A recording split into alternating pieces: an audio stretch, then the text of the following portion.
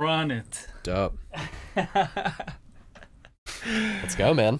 Nice. Welcome, brother. Thank you for coming through. I'm here with one of my favorites, for sure. The man, Damn. Justin J. in the Broken English podcast. How have you been? Dude, things have been great. And just want to say, Ernesto, thank you for having me, dude. This is awesome, man. Yeah, dude. This is like our first time getting to actually kick it outside of a party. Yeah. That was hilarious. A week ago, more or less, I just dropped into Floyd, which is like I guess it's like a part of space, kind of. And Ernesto's just chilling in the DJ booth on a Sunday night. Nala was playing. Yeah, dude. I mean, Nala hit me up and she was like, I'm playing Floyd in a couple hours. I said, don't mind if I do, you know? I don't really go out that much, to be honest. Yeah. But when friends are playing and people I like, I'll do that. That's great. I just don't go out randomly to just go out anymore. Because I did, like, I partied a lot. Since I was like very young. When was your first nightclubbing experience? I mean, I've told this story before. It sounds pretty crazy. One time somebody actually called me out on it randomly, but it's 1,000% the truth. I grew up in a lot of places, but mostly in Europe, and we used to go on vacation to Ibiza. Game over. And yeah, but you gotta see, for people living in Spain, going to Ibiza is like 30 euros. Yeah. Oh, that's amazing. And a lot of people go just to the beaches, like the other side of the island. Yeah. So my family, we used to take vacations there, and my sisters went out to party because they're older than me. And my parents went out to party, and I never got to do anything aside from go to like the left at home. store. They left you at home? Yeah, I was a kid. Like really a kid. So I used to go to the record stores and just listen to records and stuff. I liked a lot of techno, Sven Bath. Oh, that's awesome. That sort of stuff. Wait, how old are you?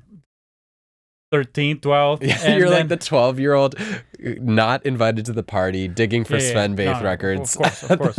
But that's epic. I've always been like sort of attached to what my sisters do. Yeah.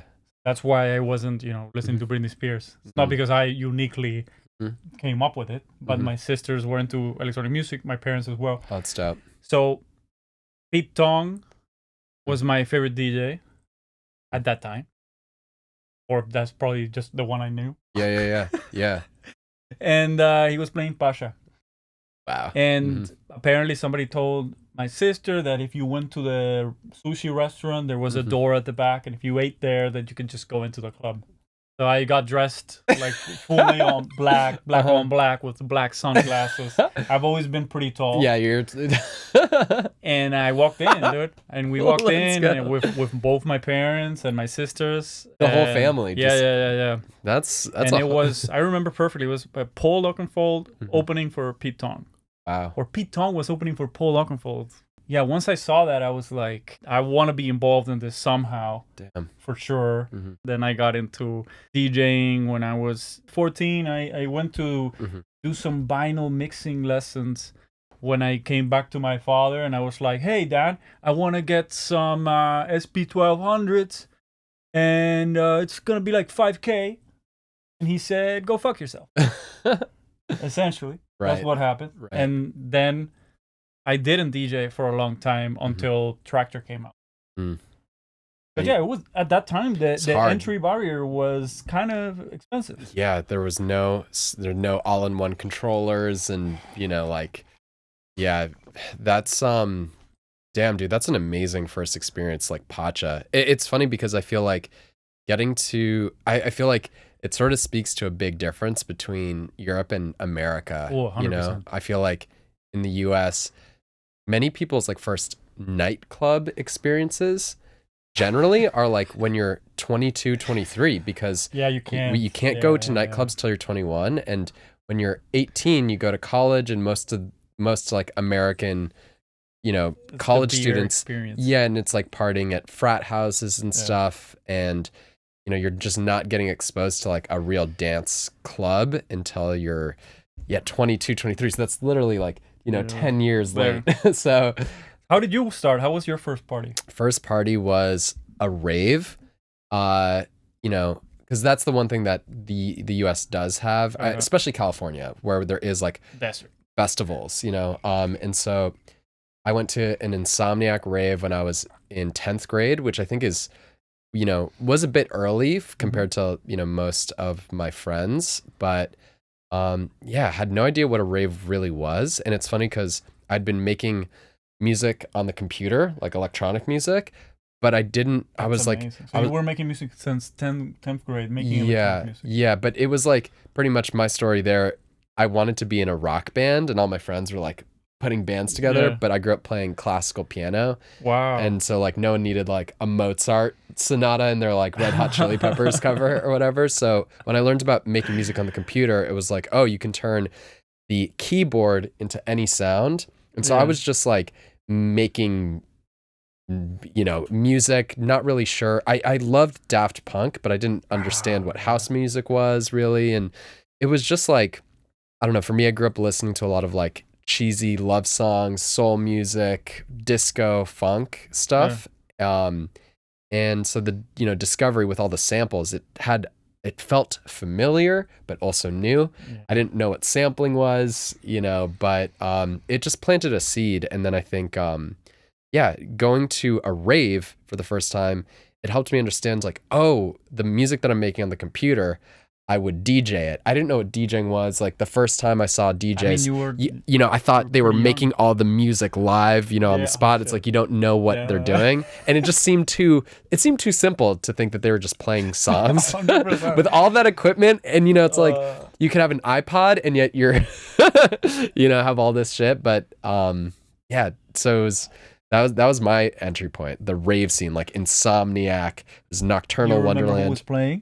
Yeah, some of the two big acts that I was excited to see were Digitalism, which is part of that like blog house indie electro thing, and then Junkie XL. Wow, but that's a really dope party. I thought you were gonna it was gonna be Steve Aoki or something like that, because that was the big parties here. At that time. Right.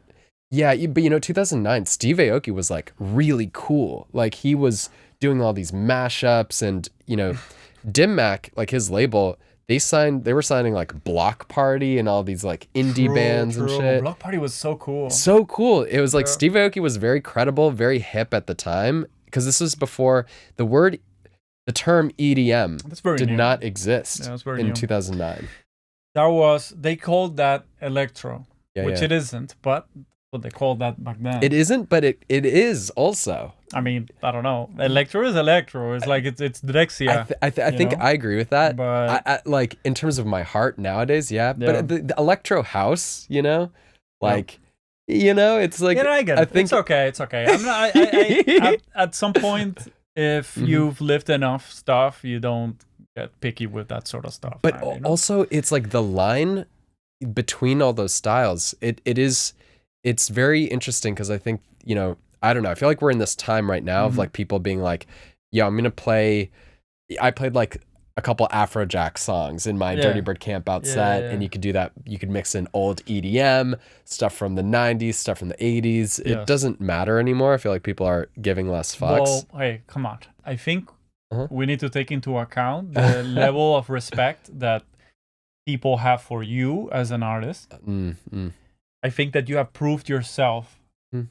So now you're free to like be as creative as possible. But I think if a random, even myself, if I go out and I throw a couple of the tracks you throw out, I might, might get booed out. Not because they're not cool, but because people might not be open. So that you have an amazing freedom that I admire and envy at times, because it's like people love you. And they're like, I'm going to go on this ride with Justin. I'm going to go on this ride with him. And I know because I'm also a fan. And it's like, let's do it. Let's go. But you're not going to be like that with everybody. Yeah. Because I know if I walk into a club and there's like this random dude playing Britney Spears, I'm not going to look at it the same as if you're playing it. But, it's funny because I think for me, it's like, I think any artist can get that freedom. You just have to be willing to take the risks. Because I feel like, for me, it's like you might not see the times where I get angry messages from people who are like, my favorite story, I've talked about it before, is like I played Boston, and Boston, I love Boston. My favorite thing about Boston people is like, they're very honest, which I think is a great quality. And it's like, if they have a problem with you, they'll fucking tell you in your face. And versus California people, we're like, I'm into that. We're like, I like the honesty. You know, California people can sometimes be non-confrontational and kind of like passive aggressive, but Boston, what you're getting the honest truth, and they hated. I did a show where there's like times where like years later I would still get a message being like, you fucking played Who Let the Dogs Out, you suck, dude.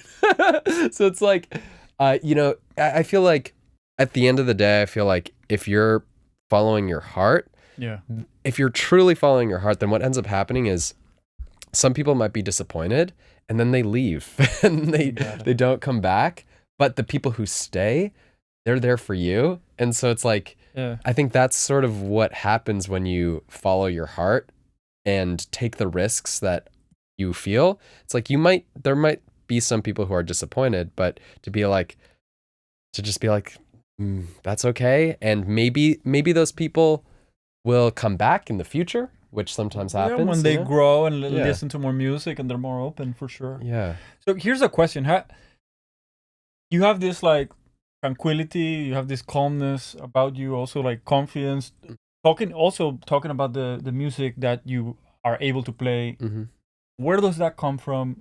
Can you explain where you found it and how you got to this point? Yeah. And was it always like that? Totally. So I think it came from a couple different places. One, I feel like my early years, I felt very like alone, which was not great for feeling kind of lonely musically, but it felt like I never had to worry too much about like making the people around me happy, because there wasn't anyone around me. I was like 18 in college. Everyone was discovering EDM. I had just gotten signed to Dirtybird, and you know, I think a lot of people struggle with being in a scene where there might be like people judging. Here's an important, not to cut you off. Yeah. Where were you in college? LA, Los Angeles. LA. So you were in the middle of the scene anyways. Yeah, but it was like, this is 2011 when I first got signed to Dirtybird. And so I went to like, you know, I'd go to like an underground house show and everyone would be like in their mid to late 30s, early 40s. It was like, no one was at the party, you know, like it was just like, it wasn't cool. It wasn't hip. It was just like, you were there for the music. And I think that was another cool thing about there was no like trying to be cool. It was not cool. Like no girls cared about me being like a house DJ. And I went to parties where it wasn't like, there wasn't like hooking up and there wasn't like elitism and status. We were all just nerds. That was the energy, you know? Miss that. Yeah. I miss that a lot. So that was LA in 2011 while EDM was just exploding. And at the same time, like Diplo and Steve Aoki were having those other big parties, but that was electro. It's different. Exactly. Yeah. So you know, the music I was into, people were like, where's the drop? Then, so I think that was part of it, just the context of where I started. But I think the biggest thing that has been like a pretty big theme in my career, when I was finishing college, everything on paper for my life seemed so perfect. I was able to, you know, pay my rent and my credit card with like DJing and music, and was able to do all these great shows and, you know, really live this dream. And everything seemed so perfect on paper, but it was the weirdest thing. Like for some reason, inside, everything felt totally fucked. And it took me a while to even figure out what was happening, but pretty much I was under a ton of pressure from a manager who wanted to push me in ways that might not have been as authentic.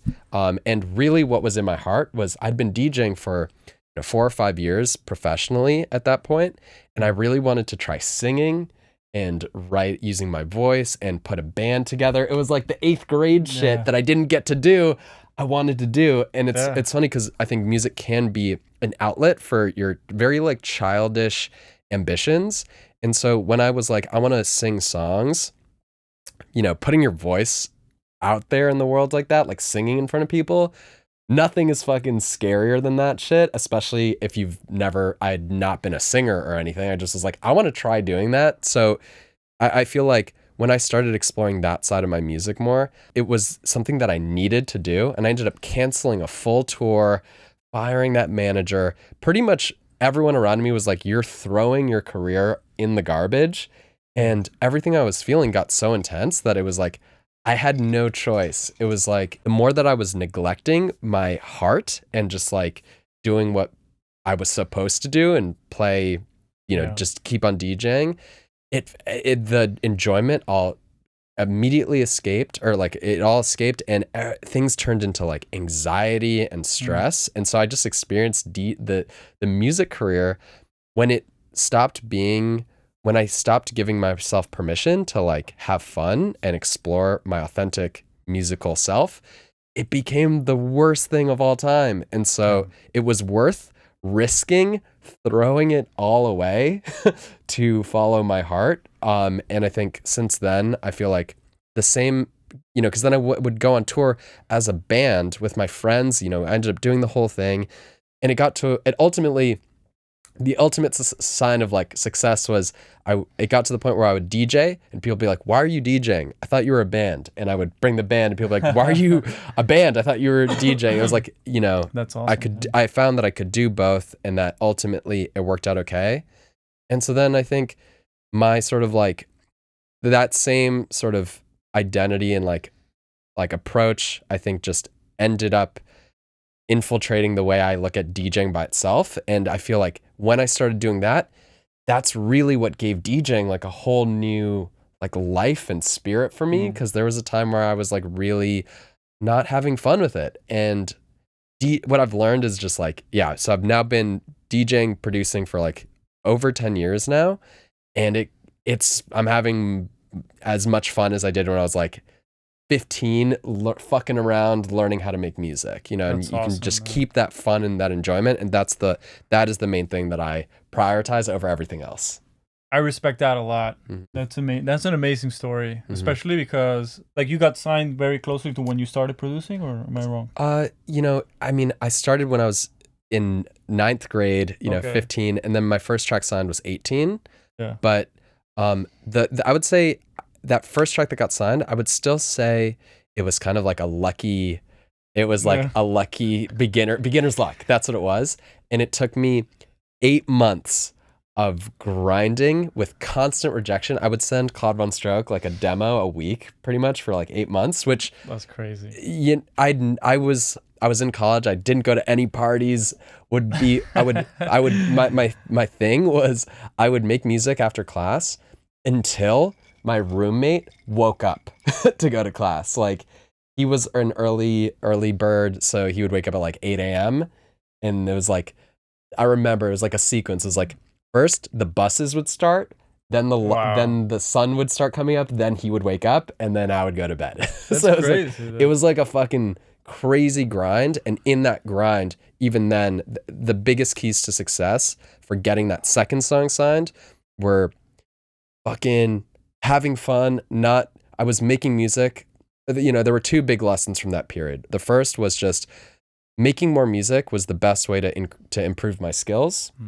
Because it's like the more songs you mix and master and structure, you're going to get better at those skills. You need to finish songs to get better at those things versus just starting beats, loops. If you don't finish anything, you won't develop those skills. So that was part of it. And then the other part was creative, and just I started playing this game of like analyzing Dirtybird songs and being like, how can I get another song signed? I have his email. He listens, but he says no to everything. So it's like I was playing this game of like analysis and trying to do it. That happened to me with Christian Martin.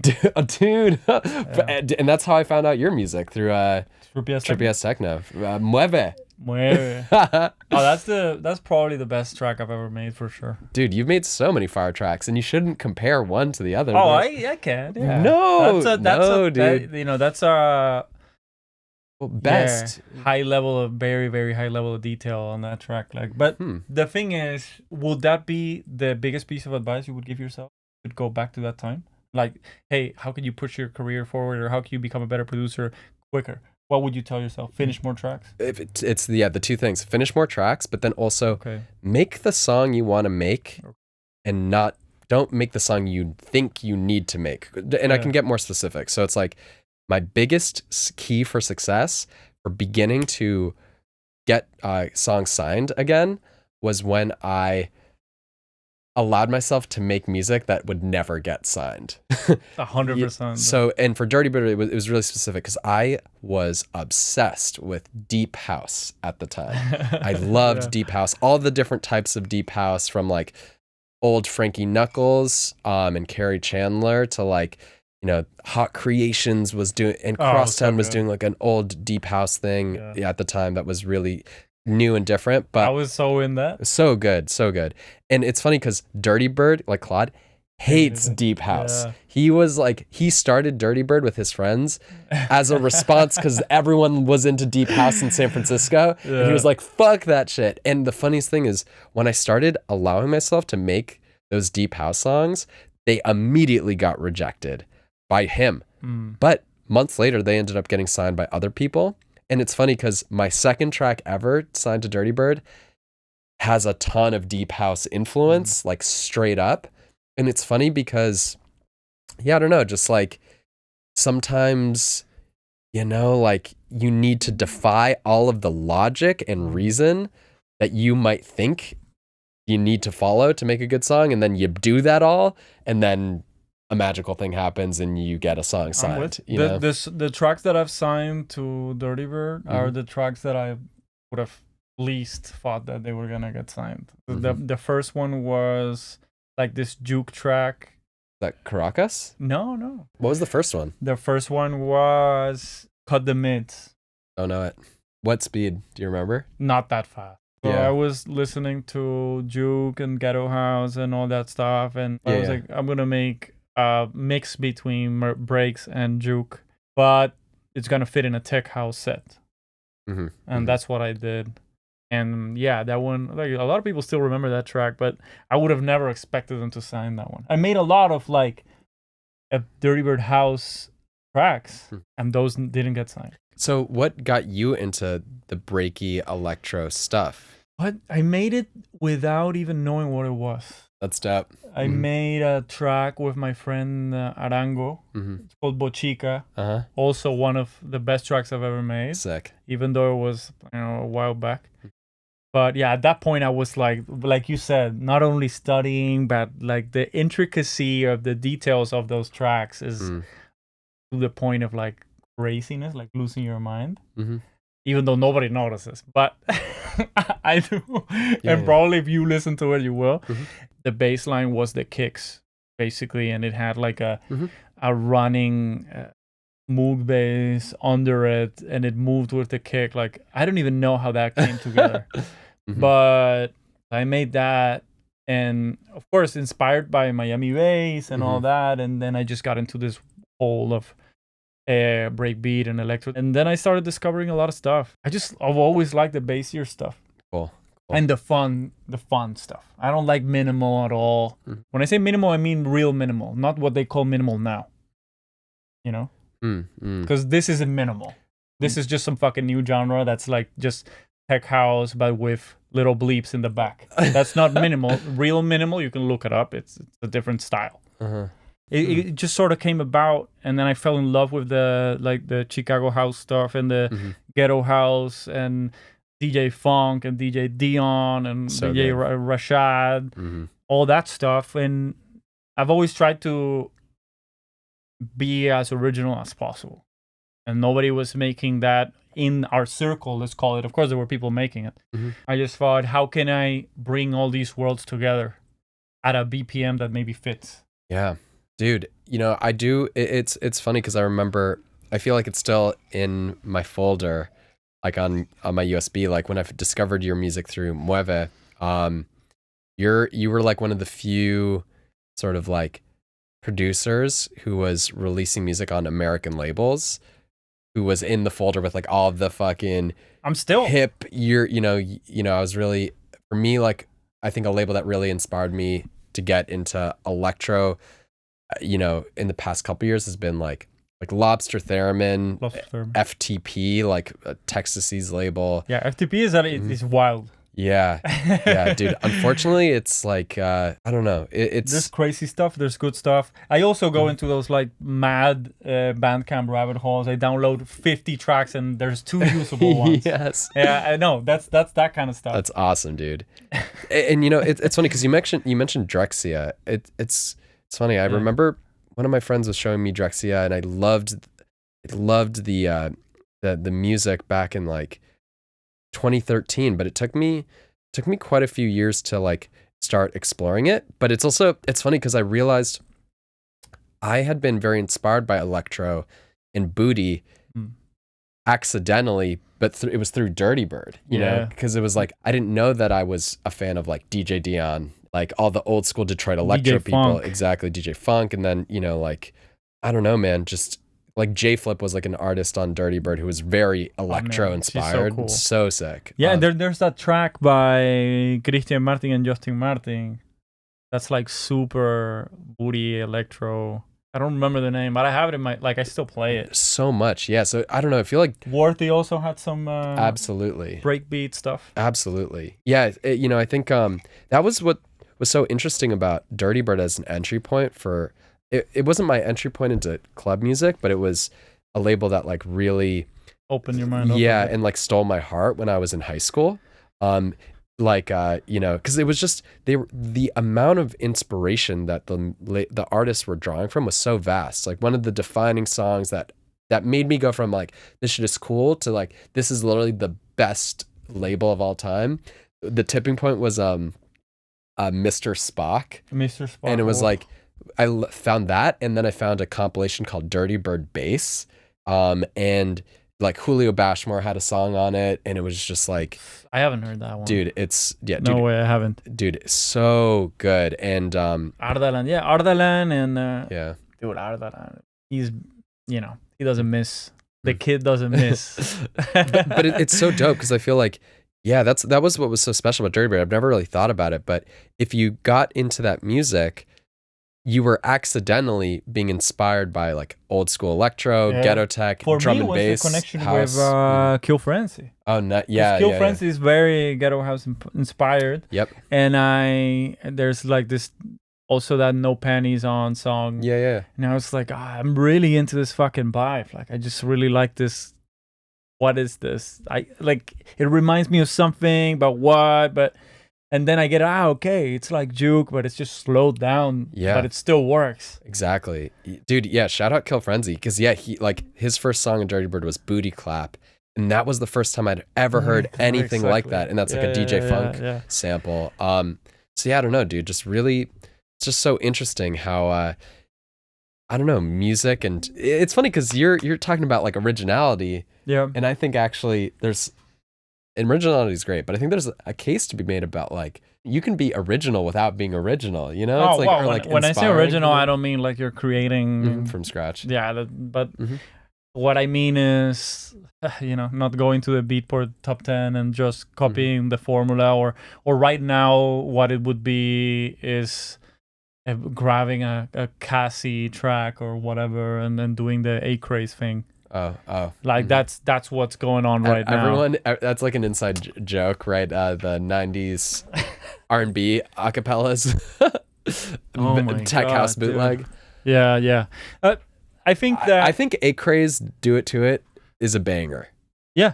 I think it's fine. And speed it up to 150. It slaps. I think that's your answer for everything. Dude, but it slaps. It really feels great. Dude, I didn't have to give anything up, but I do feel like I went through the same process you did. Mm-hmm. Of course, yours is way more important because you had a career that you let go. Mm-hmm. I didn't.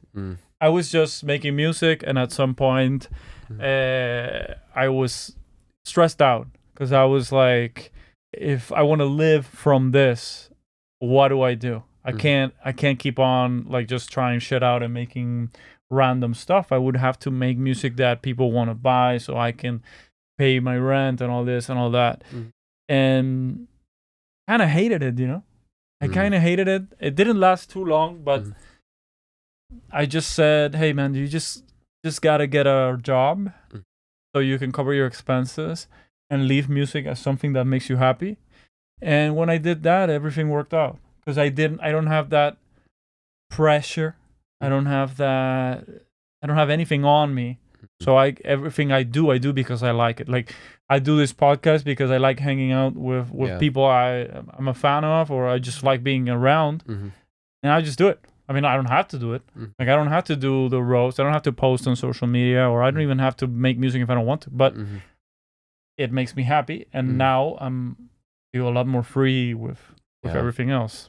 It's crazy. I've heard a lot of really amazing artists talk about this, where it's like the second you let go of the pressure, when you let go of like, the utility, like, oh, I need to make a song that is going to get me a gig or something like that. The second you let go of that and just allow it to be about the fun and the expression and the authenticity, it's like when you're trying the least hard, sometimes that's when things can click. Right? Well, and it's also, it just took the fun out of making music for me. Yeah.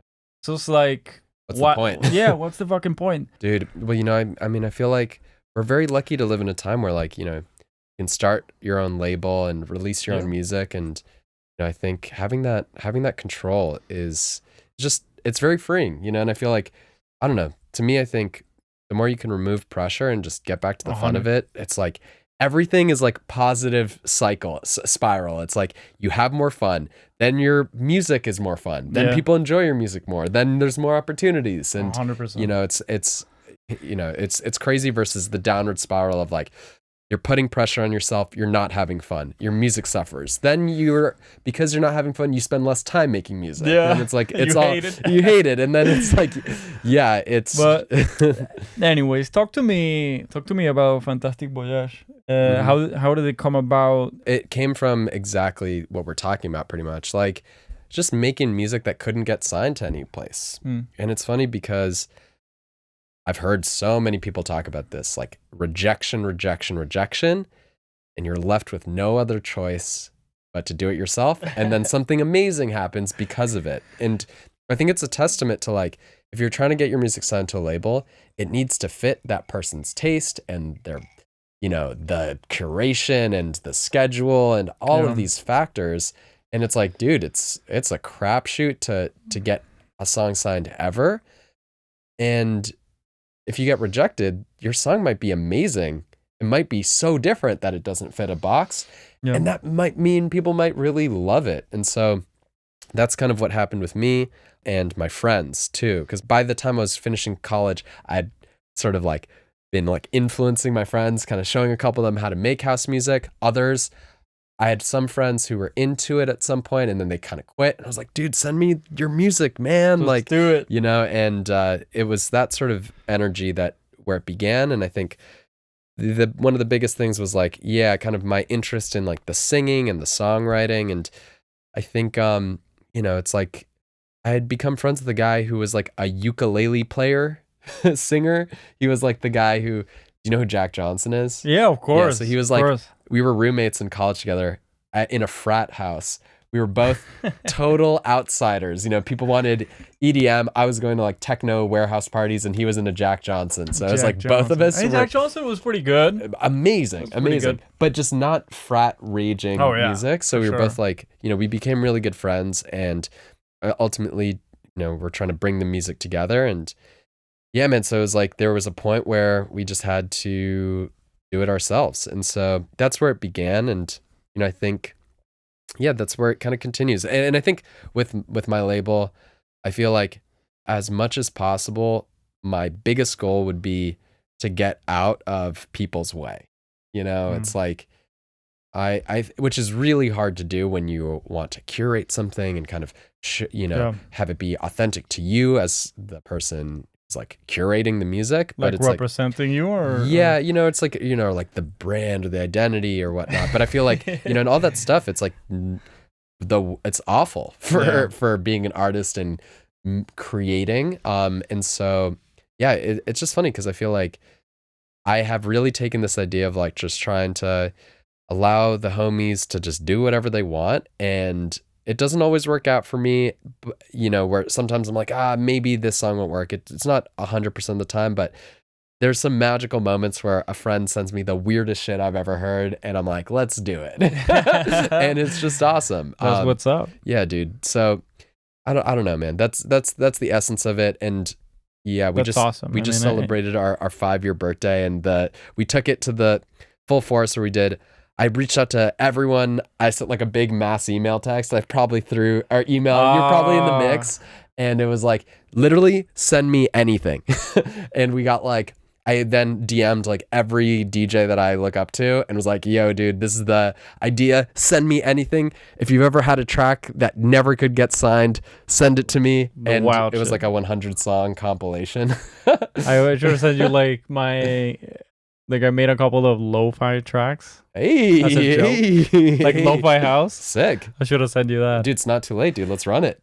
I will. I'll send it to you. I'll send it to you. Come on, dude. How can people get on Fantastic Voyage? Yeah, the key is me hearing the music, which sometimes people send me stuff and I just take so long. But I think the best way is probably Instagram. Yeah, like okay. I think that's probably the best. And there's times where it takes me like 3 or 4 months to hear back from someone. And it's like, and what I do appreciate is I appreciate people being like, yo, have you had a chance to listen? And me being like, dude, I haven't, but thank you for reminding me. And those people being like, no worries. And then you follow up. People wanna hit you up for Fantastic Voyage. Mm-hmm. The best thing to do is through Instagram. Yeah, definitely slide into my DMs. What is the Fantastic Voyage Instagram? How can they follow the label, listen to the music? Oh, true. Yeah, Fantastic Voyage Music on Instagram. We have a Bandcamp. I say Voyage, it's Voyage, right? It's whatever you want, dude. I love your accent. It's yeah, that sounds way cooler. But yeah, man, I say it however you want to say it. Okay. Send whatever you want to send. That's awesome. I feel like a key to success, this is like a tip for the homies in the chat or whatever, like if you send me something surprising, like not house music, or like maybe there's a house song and like a hip hop song and like a dubstep song and like a techno song, I'll be very interested to be like, oh, what? You know, like nice. I feel like, I don't know, because I also think like if you send me like a bunch of tech house bangers, well, first of all, I might love them, but I feel like there's many labels that would probably be able to help your song more than mine. Yeah. Where I feel like, yeah, if I don't send me a paragraph because I am horrible at responding. I'm just not, I love talking to people one-on-one. Text, not my strong suit. Email, not my strong suit. But yeah, just I think if you send me a 1 cent thing being like, yo, dude, lots of BPMs from 108 to 180. I'll send you some crazy ones from the roast. Let's go. For sure. Yeah, please do. There's definitely a couple I can think of that could work. Fuck yeah. So talk to me about the teaching. How did you get into it? And... Dude, so it actually all started because of my sister. She works in education and in classical music. And so she has been helping classical musicians for a long time, and in different ways. She was doing stuff where she would help them with like bookings, and she had like a company with one of her close friends that was like an agency / management company for classical musicians. And there was also an educational component, teaching musicians how to like about their careers or how to teach classes in different ways and stuff. And I'd never really thought about teaching at all.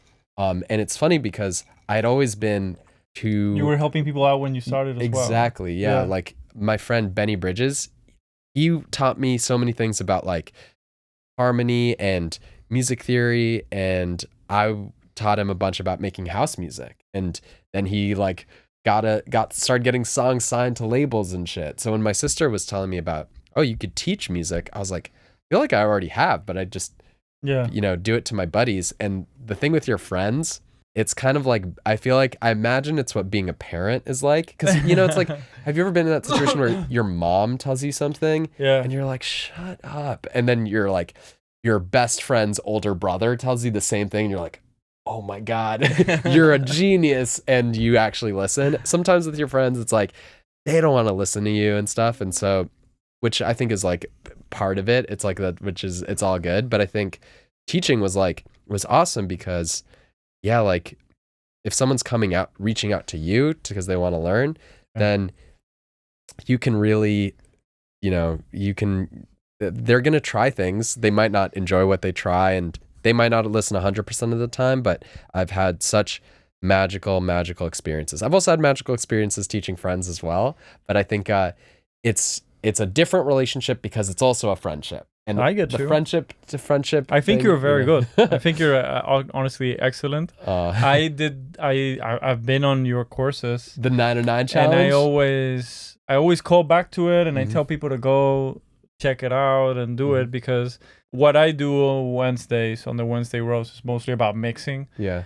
And I think people overcomplicate things a lot. And I think that was such a good course. You went into just using 909 and making tracks out of 909. People download a lot of these splice sample packs that are already super processed. Yeah. And overcompressed, and nothing fits together. And I always tell them, like, if you're starting out, stick to one drum machine, 808 or 909. Great advice. Because all of the elements already have their space in the frequency spectrum, and even just putting a limiter on it, it just works.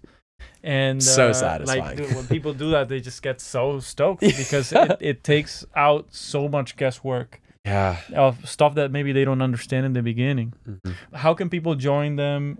How, like, when do they go down? Yeah, I don't really. Maybe follow him on Instagram then. That's a good spot. If you're curious about getting the mix, maybe message me. But it's not like, I don't know. I feel like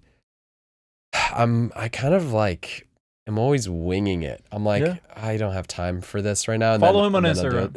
Follow him. That's the same thing I said. Follow me on Instagram, and see, when I have a live stream, when I have something, it will be up there. That's awesome. Don't worry about it. But yeah, I feel like generally people can always shoot me a message, and I try my best to like respond. And yeah, we'll keep people posted, but hit me up. I'll tell you if I figure anything out. There's definitely times where I'm like, next week I think I'll do something. Also, you have this just patience about you that it's so, like, even just talking to you calms me down. Well, I was like an hour. I was an hour late. It's like I'm not Venezuelan, so it's okay. Also, you texted and were very nice about it. Cool. Like, maybe if I was just standing here and we're an hour later, that would be like, that's not cool. But yeah, so the chill California energy, it comes with a price. I run late a lot, which don't love that. Still trying to improve on that. But I'm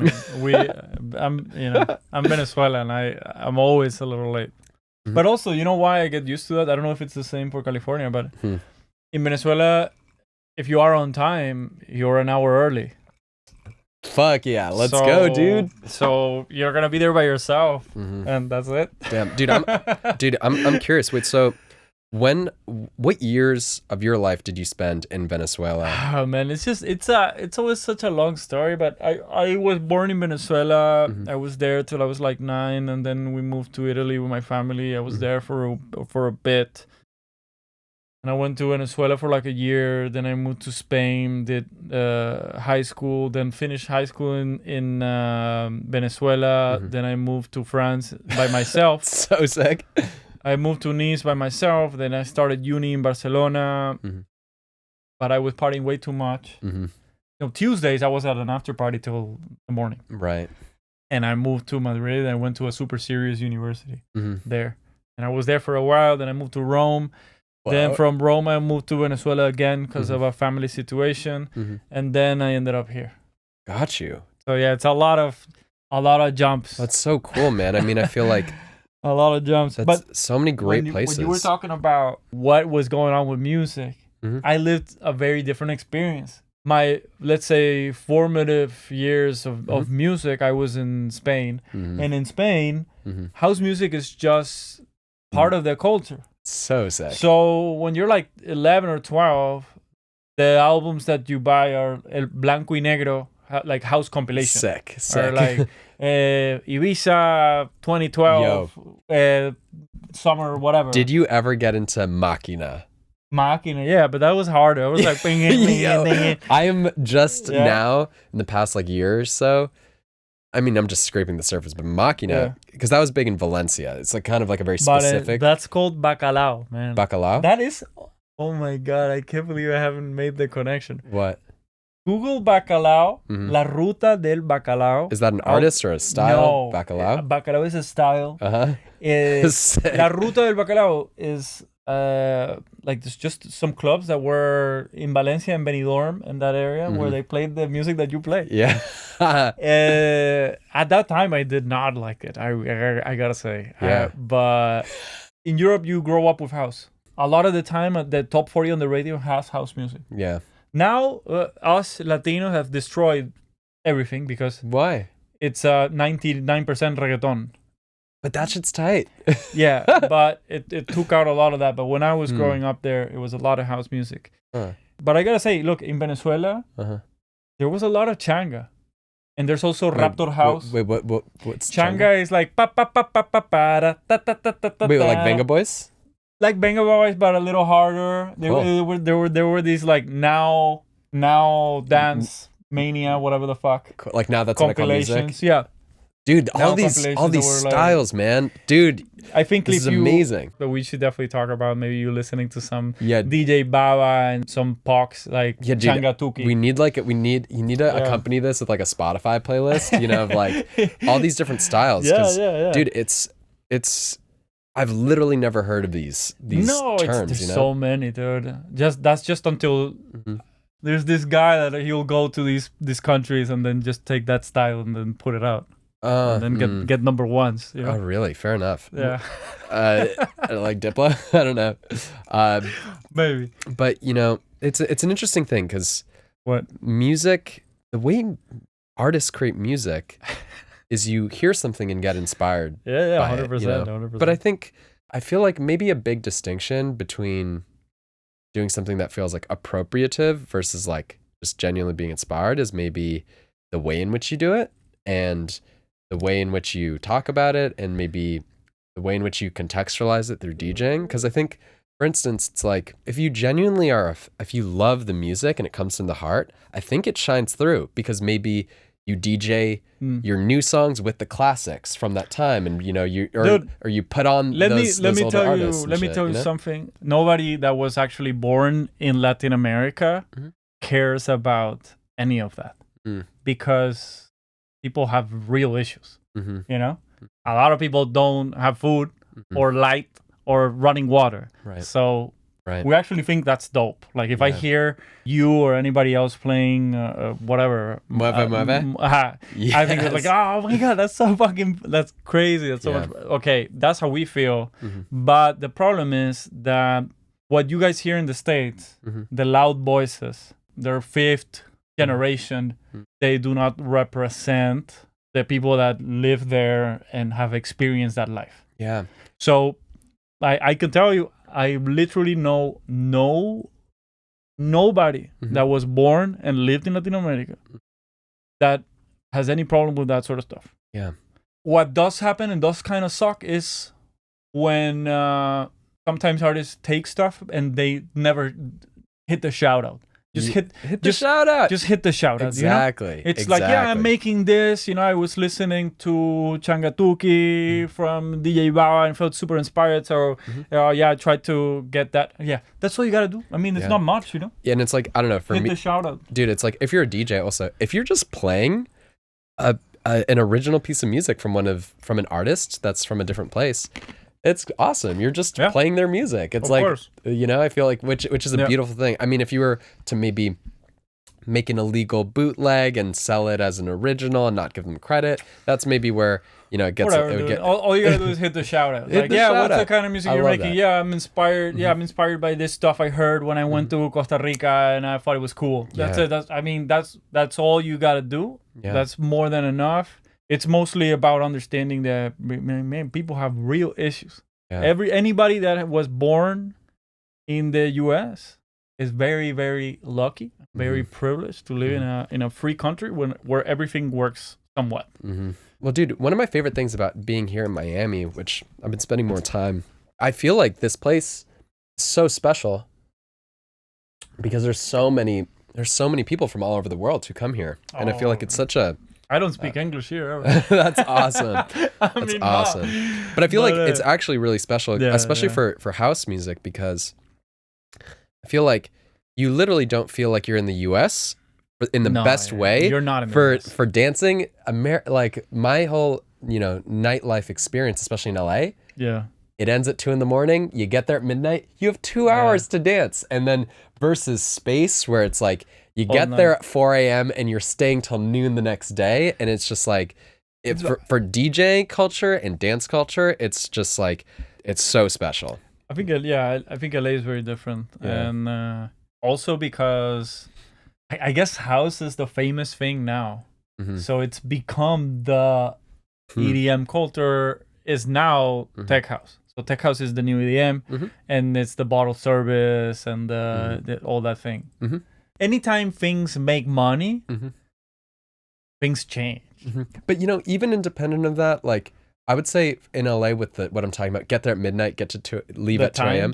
There's obviously illegal warehouse parties that go, till 5 in the morning and stuff. But you can go see a decent, awesome DJ play at a club like Sound, and you're gonna get there at midnight and leave at 2. Sound is the best spot. It's like.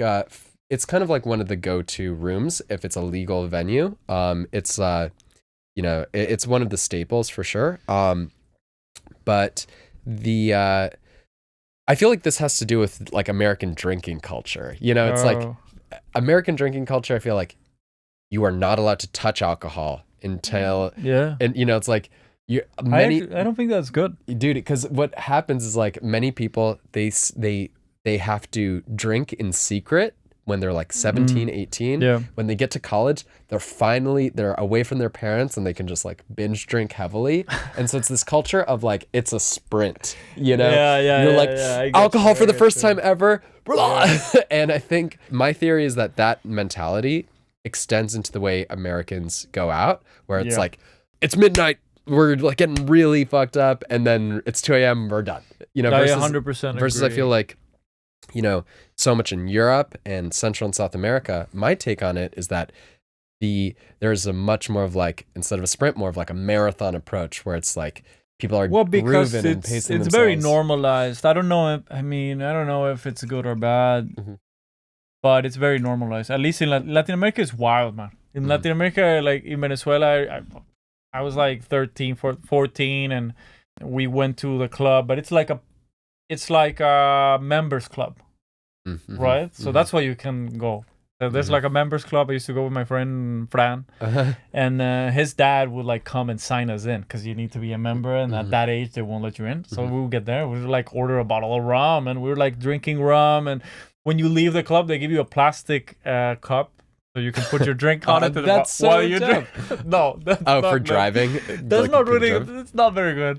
But fair enough. We don't have that obsession with alcohol, I think. Yeah, it's like when you don't let someone have something, they want it even more. We don't have that obsession. I've always had my drink straight. I've never had an obsession with drinking. I'll drink it because I like the taste of drinks, but I don't drink to like kill myself.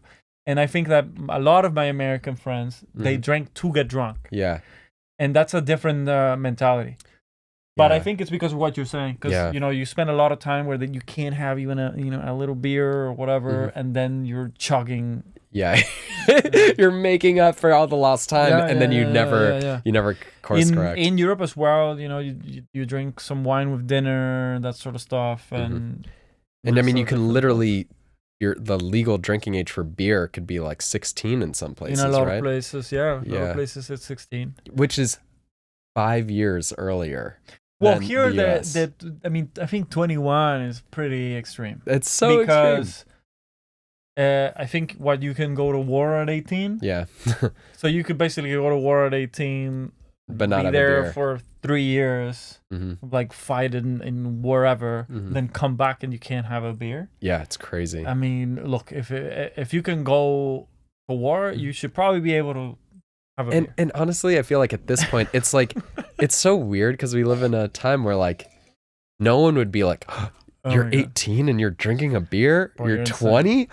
You're drinking beer? You know, it's like, I don't know. It feels like someone just hasn't updated the law. What's the next question? Here's the questions. I have some fan questions, okay? Yeah, let's run it. Matt Marsilia says, can I have a copy of your clap? My clap?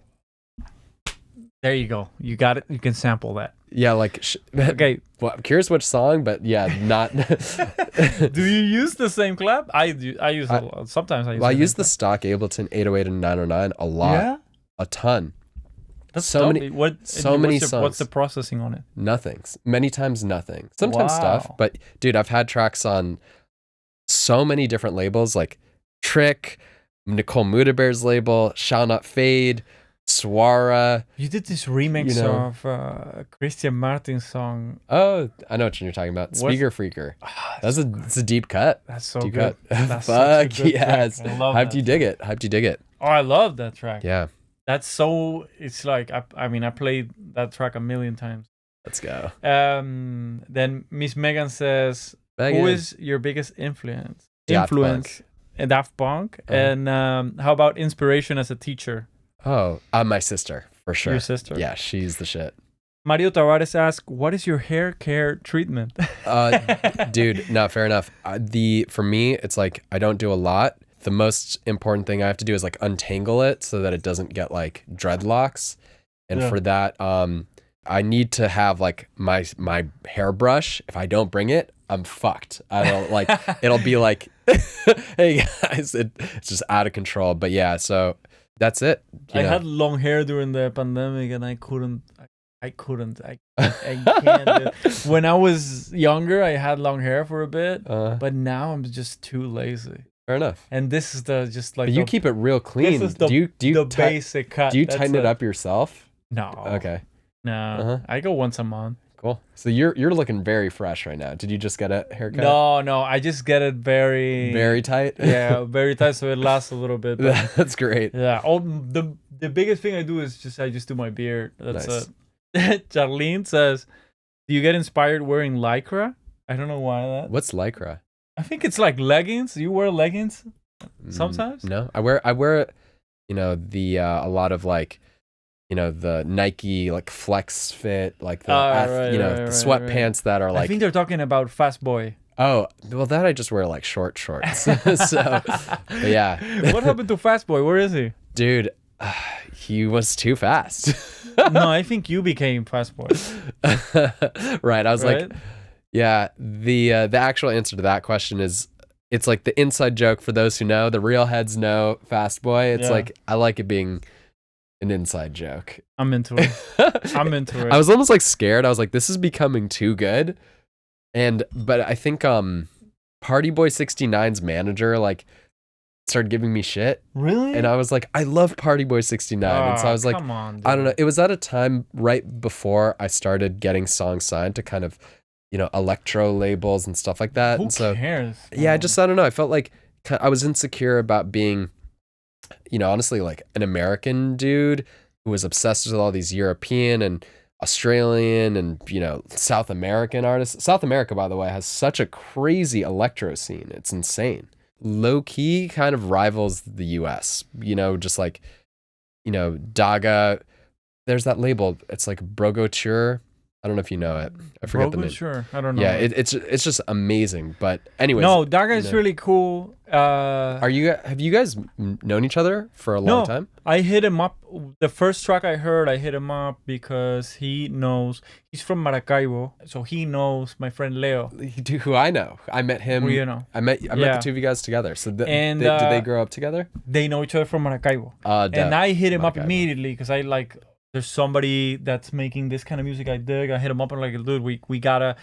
How can I help you out? You know? But we didn't end up doing anything, and I still think we really should. I want to help him cross over to the US. That'd be because so they're tight. all in those like Berlin labels and all that stuff that is dope. But it's not here like people here. All that. Yeah, dude. But yeah, I think he's really cool. He's so sick. Oh man, such a fan. When it comes to Venezuelans, the biggest Venezuelan artist is E.R.N.E.S.T.O. Oh my God, E.R.N.E.S.T.O. So dope. There's E.R.N.E.S.T.O. and then there's Fur Coat. They're also Venezuelan. Oh, dude, Fur Coat. That's amazing. Yeah. Dude, you and I, right? Like that was the anthem for the Crosstown Rebels, like deep house shit. But yeah, dude, I don't know. It's really interesting. Like, that's not a humongous list of artists, but it is a very high quality list. I mean, E.R.N.E.S.T.O. is one of the, I feel like you could easily say in terms of creative, forward-thinking producers, E.R.N.E.S.T.O. is in the top list of the world. Well, she is a true genius. Yeah, a true genius. Some of us are producers. I consider myself a producer. Uh-huh. What's going on with Venezuela? Like musically, like it seems like is there, like, is music a big part of the culture? Huge? Yeah, man. Mm-hmm. Yeah. We're dancing since we're born, dancing merengue, salsa. Oh, that's amazing. Yeah, music is super important. I think house music is not the biggest. Mm-hmm. So house music is not the biggest thing. Mm-hmm. Yeah, like growing up in Venezuela, what, it's mostly like... At parties, it was merengue, salsa, and these like now... Like Changa. Changa is what we used to call electronic music. So it's like Caracas de noche. Para pa para pa. Wait. Para pa para. What's like? Yeah. You gotta hear that one. That was a classic. Wait. What is it? We got to do at least one track for the Caracas.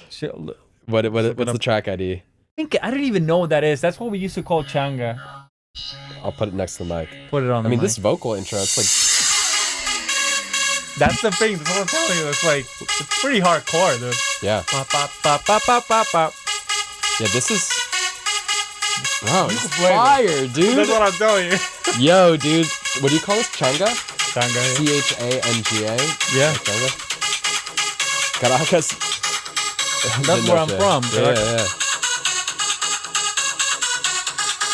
Yo, this is sick. Are you kidding me? That's what we heard. Game over, dude. Yo. That was the music that played when I was. Did you fuck with this? Yeah, of course, dude. We used to dance to the side, like just like it was like a two-step, like one to the side. What's really interesting is I feel like from what I'm hearing through my phone, I mean, it reminds me a lot of like. Sort of the like Euro house, like pop trancey shit, but with this percussion that is like there you go, has this groove that you don't get with the European stuff. I haven't gotten into it to like figure out what it was, but I don't know if that style was everywhere else. I really don't know. The only thing close to it was Venga Boys. Right. So we would get these songs, and we would get Venga Boys. Where are they from? That's Venezuelan. The Venga Boys? No. Venga Boys, I think they're like Dutch or something like that. Oh, the Venga really? Boys are coming. Yeah, they're pretty fire. I mean, they're incredible. They're fucking Dutch. They're sure Dutch. They're right? Yeah, I got it right. I got it. You did. You nailed it, dude. The Venga Boys are coming, baby. Dude, they're here, dude, man. Dude, we are the Venga Boys. You've never seen us and the Venga Boys in the same room.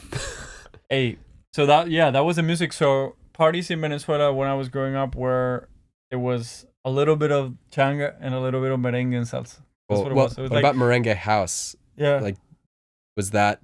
That's the best thing ever for me. Yeah. I feel... I don't know. I love it so much. I've always been. Yes. I've always thought about and working towards like making a Merengue House EP, but yeah, I gotta get in touch with the right people. Dude, you gotta make that happen. Have you ever? I do know one of the guys that is on Proyecto Uno right now. So not the ones from before, from like the 90s. It's like a new generation. The new generation. I know one of the guys, but I'm holding that card. I'm holding that card for the right time, and I will do it. I really want to do it, dude. What about, have you ever gotten on the mic on your tracks? All of them, dude. I did most of them. It's me. Do you have bars? No. I have like the work track, the last one I put out, the Not Again, that's me.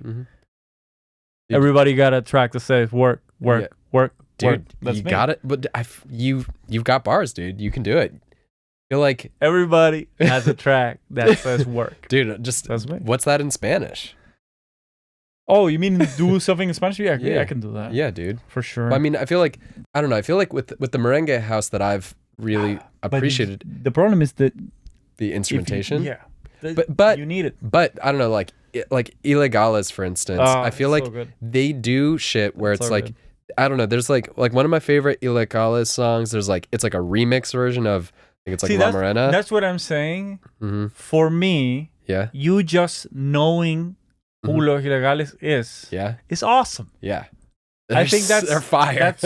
That's so fucking cool that you even know who they are. I think that's amazing, dude. You know, to me it's surprising that like I've seen them at like weddings. That's so really performed. That's so tight. But weddings in Venezuela used to be insane. Well, so you know, because I don't know too much about like the history of Merengue House. I read somewhere that it's like related to the Dominican Republic was like a big place for it. Yeah, Dominican Republic basically, I think, invented merengue, but there's some point in time where Proyecto Uno got together with Masters at Work, if I don't remember correctly, and then they added the sort of house element. Because before it was more very, very merengue. Yeah. And then in the 90s, like late 90s, when house became a thing, when they had that Madonna song and that J-Lo song, right. Waiting for Tonight. Yeah, so good. Okay, so when that popped off, then they brought house into merengue, and that's where you get these tracks that are like, no way. Like El Tiburón, that's just fucking insane, dude. It's such a good track. Well, so did Venezuela have a connection to Merengue House in particular compared to other places in the region? Like, I don't know, man. We love it. That's amazing, because I don't know, it doesn't seem like there's a good awareness of this music in the U.S. No. And it's interesting. I don't know. Merengue is not famous at all. It's salsa is famous worldwide, but merengue not so much. When I'm somewhere and they play merengue, they play one of these songs, it's just like this feeling of happiness and warmth that just. It's funny, like when I've played, these amazing Merengue House records, the response that I get is often like people are so stoked, especially like people who grew up with merengue. They're like, "Thank you so much." They're so hyped. I had a very interesting experience in 2013. It's a long time ago. I played in Ecuador, and I played in Montanita, which is just outside of Guayaquil. And I remember, this is like peak. I think it might have been peak deep house time. Yeah. Exactly. And so it was that's when Jamie Jones was going down there. Exactly. And so I think I played a show with Digitaria. That's who it was. I think they were playing or something like that. Okay. So it was like, that was the vibe of the party. And I remember playing a disco version of La Bamba. Yeah. And the people were like not down because it was a time where the people who were going to these house shows, they were very much, this is in Ecuador, and people were talking, away from that. They wanted to get away from that. Yeah. So I can explain that, yeah. So what happens is sometimes there are like, let's say you're in Spain and you play one of these classic Spanish songs. For them, it's cheesy. Right. But if they hear it in the US, it's a callback to their culture. I so see. That's the thing. Like when you go to the place, you don't want to pander to their sound because they have their sound all the time. So they're like, I don't want to hear this. I'm here to get away from that. Yeah. So that makes sense. That's the truth. So like, I guess if I were to play Merengue House in Venezuela, do you think the vibe would be different? Would it be like... I think if they're expecting like a techno DJ or something, they might be thrown off. Yeah, especially... But if you play it here and they're Venezuelan, they'll be like, oh my God, I can't believe he did this. Yeah. Also, I think it also depends on the amount of tracks you play and the way in which you let's say you go to Venezuela and you play a house set, but in the middle you throw in like hey, I know you guys, shout out to you. Yeah, that's cool. Yeah, but if you try to play like 4 or 5 tracks, I wouldn't do that. Yeah, because then you're not giving them a unique experience. Exactly. That's cool. It's so interesting and so cool because I feel like, you know, most of the touring that I do is in the US, and you never have to, when you're just playing like in your own country, you never really have to, you can kind of understand the cultural context quite easily. And it's just so interesting to get some insights on, you know, what happens when playing the same song in a different place and how it could mean different things to the same person, you know, like also, which is just cool. I mean, I gotta give props to most US clubs and US fans. I think that they are very open and they really like to have fun. And I always shout out Dirtybird because Dirtybird shows and festivals, people are they're just there to have a good time. I like people that don't take themselves too seriously. I like people that are enjoying themselves and just having a good time. Dude, couldn't agree more. I feel like we're very lucky, and you know, the open-mindedness, it's my favorite thing. And I feel like, I don't know, dude, it's you mentioned Dirtybird. I'm excited to tear it up with you not this weekend, next, Dirtybird camping we're playing. Same stage too, dude. We need to find a Renegade set and we'll play let's run it. Crazy electro and all this nut stuff. Dude, you got to make some merengue electro, dude. I really think and that Changa. I want to make something happen. You want to make that? Dude, Caracas. Yes, dude. Wow. Wait till you look up Changa Tuki. You're going to trip out, dude. Changa? Well, Changa Venezuela is a playlist, but Tuki? There you go. Changa Tuki, pero bien Tuki. That's the playlist. Changa Tuki, pero bien Tuki. Cool. That's not even hard, dude. Well, this is like, that's not Changa Tuki. Give me your phone, dude. Yeah. I'll look this shit up. That's the malandro. Hold on. That's a malandro. Yeah. That's the image of the malandro. That's like the Guido. It's not a Guido. It's like the guy that robs you on a bike. Oh shit! That's like a gangster. Yeah, sort of. Not really. Oh, let me see. Those are cool sunglasses. Hey, this is fast. Yeah, it is very fast. That's what I'm telling you. Hey, Raptor House. Wow, big shout out DJ Baba. All right, dude. Well, yeah, I think on that note, damn, and this is new shit. This is 2021. Not that one. No, oh, really? I mean, it's a compilation. Yeah, you're right. Probably. Compilation. All right. So that was a podcast. Where can they follow you? What music do you have going on? Hit the plugs, please. Dude, follow me at ERNESTO Music on Instagram, and dude, just Justin J Music, Fantastic Voyage Music. Yeah, I'm gonna go on tour this year, and yeah, I don't know. If you're in Miami, I'm gonna try and spend more time out here. So we gotta. Please. First of many hangs. Excited to make some music. I don't know. I'll be putting out music all year long. Just lots. Justin J Music, Fantastic Voyage Music. Go check him out. Yeah. Make sure to follow that Instagram. There will be more workshops where you can learn how to make music and in depth. And well, this show is basically sponsored by shopbrokenenglish.com. I'm wearing the Acid Breaks tee. Let's go, now. Dude. You can go check that out if you want to support. And you can follow me at Ernesto's Beats everywhere. If not, just go to ernestosbeats.com. And thank you so much for coming through. I really dude, this was super fun, man. And thank you for having me. Big love to everyone who tuned in. One last. Cheers, dude. Sort of have a drink. There you go. Hey. To Changa. Changa boys. Dude, Changa boys.